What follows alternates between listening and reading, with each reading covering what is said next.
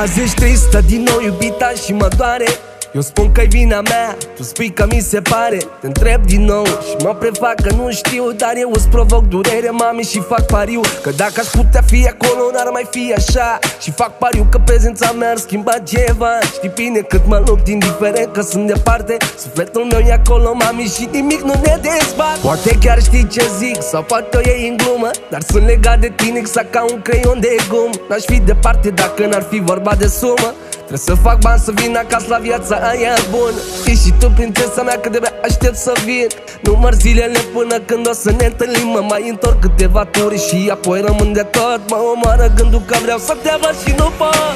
Știu că e greu, dar sunt aici, gata să te ridic, că simți că vii. Știu că știi perioada în care va fi bine și câteodată ai impresia că nu mai e bine. Așteaptă-mă, o să vin acasă. Știi că niciodată n-aș putea să te las.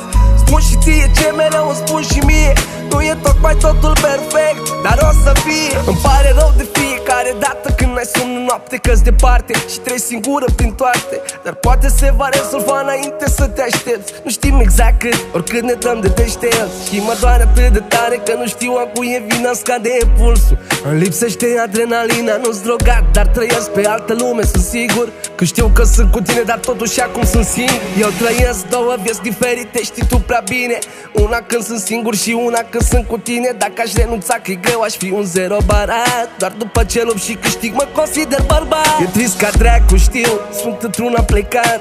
Tu ești singură într-una și mai ai de așteptat. E foarte complicat, viața e rea cu noi și e grea. Te rog nu plânge, mami, mă întorc la fetița mea.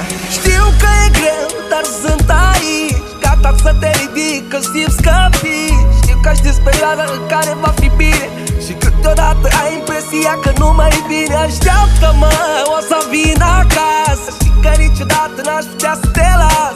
Spun și ție ce mereu îmi spun și mie, nu e tocmai totul perfect, dar o să fie. Știu că e greu, dar sunt aici, gata să te ridic, că simți că vii. Știu că știi perioada în care va fi bine și câteodată ai impresia că nu mai e bine. Așteaptă-mă, o să vin acasă. Știi că niciodată n-aș putea să te las.